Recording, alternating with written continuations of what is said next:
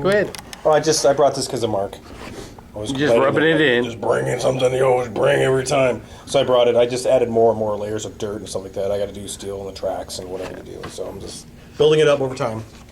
This is Meng Panzer 2000. Fantastic kit. A lot of detail, and it goes together really well. The only problem I had, and it doesn't show in the directions, if you look at the ring, I couldn't figure out how to get the hatch open because the ring is, it would never close. But they have another one in the kit where it's open. But every time I looked at pictures, it was always closed in the hatch. So I talked to a guy, and he's like, I was a crewman. What they do is like they open it, take the hatch open, and then reclose it, and then they put the machine gun over so it stays. So it's just weird. And of course the directions didn't say that, so I got kind of like, I don't understand.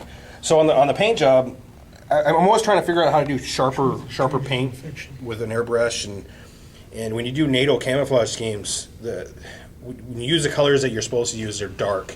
So when you start doing washes, they get darker, and next thing you know, it's just too dark, and I couldn't figure anything out. And there's a guy online named Spencer Pollard, and he works for Tacoma magazine. Have you ever seen like 30-second scale Corsair? And he's an absolutely fantastic bodybuilder, and he changed the colors up, and he goes, when you get done with it, when you do all the washes and everything you're going to do, it'll darken, but you can see things more. So what he did, and this is a perfect example. I'm going to borrow Eric's thing. So this is Tamiya NATO green, and you can see how really dark it is. So I used to do this, and then I would add like flash and color and just make it get all bright. But there was something that was always bothering me about it. And then this is Tamiya cockpit green, XF71, right? And instead of using NATO black, that's German armor gray. So. And then I went back through and I painted all the things on, and this is the NATO brown, but I added buff to it, and I kept looking at a picture and make sure I could get the tones right on that. So that's that. And on NATO vehicles, because everything has, like all these vehicles have exactly the same camouflage, no matter if they're Dutch, Greek, or Greek will have different because they're not whatever their thing is. But the Germans, every vehicle has the exact same camouflage. You can't differ. Even like M1 Abrams, Bradleys, Leos, all those vehicles, they all have, you'll go in the field and you'll see 5 Leos sitting there, and they all have the same camouflage scheme. So you can't work your way around. You can't make up your own stuff. So I sat there and looked at pictures and other people's models, and I came up with this scheme. So that's kind of the number on that green, that medium green was? The cockpit green. XF71? 71, I think. Yeah, So the gray was 67, I think is what you said.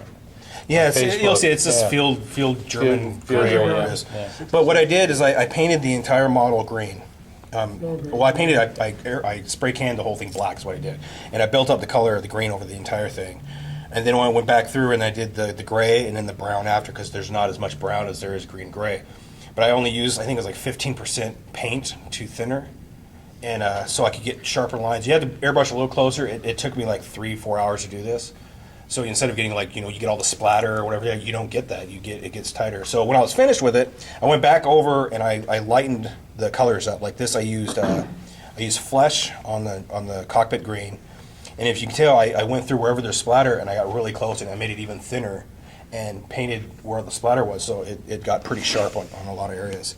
The only color I didn't touch was the brown, because I think I might have just said this, but from my experience on vehicles, and Mark could probably vouch for it a little bit, is the green and the black tend to fade.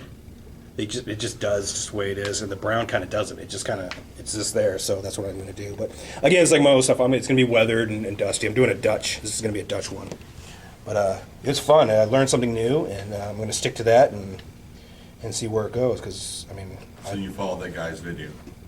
No, they hit a picture of a Leo 2, and some other guy was like, oh, I'm going to do it too. No, I mean, you said you painted it black. You got that idea from watching that. No, I've always done that. Oh, not that guy. Oh my God. What? You did? You just now. Thanks for that. Now he gets it. Now he gets Mark. I'm the one that showed the video, so.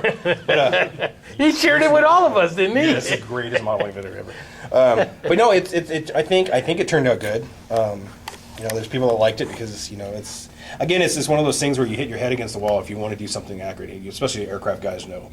You have certain aircraft, certain schemes, and that's what they're going to be. You can't, do your own thing unless you want to do something futuristic or sci-fi, where the deal is. So you get kind of stuck. Anything with a 3350 engine has got to be greasy as hell because. Well, it's just it's one of those things you see, like F-15s with the certain ones and certain units have the gray, the darker gray, or what aggressor colors, right. And you can't do your own colors for that. It has to be whatever they and then you can light them up in dark on one of the dealers, but it's going to be that because that's the standards. So it's the same thing with NATO vehicles. So, but it's fun. It's something new. I'm kind of excited about it. Hopefully, I can keep doing that with other vehicles, and I want to do a Bradley like that. I thought that was a good tip when you put it on the colors you use, the numbers. I would have never thought of that. Like I said, I have a picture on my phone if you guys want to see it, but he did it, like I said, this guy did a Leo 2, and he did the same color, and it looks, when he's weathered, it's all dirty, so it looked freaking amazing. Yeah.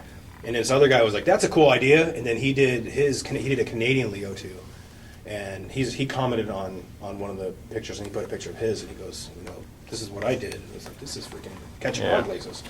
So, but again, like usual, it's going to get weather, it's going to be washed, it's going to get darker.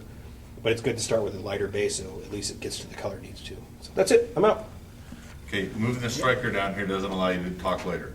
You got No, that's her. No, that's mine.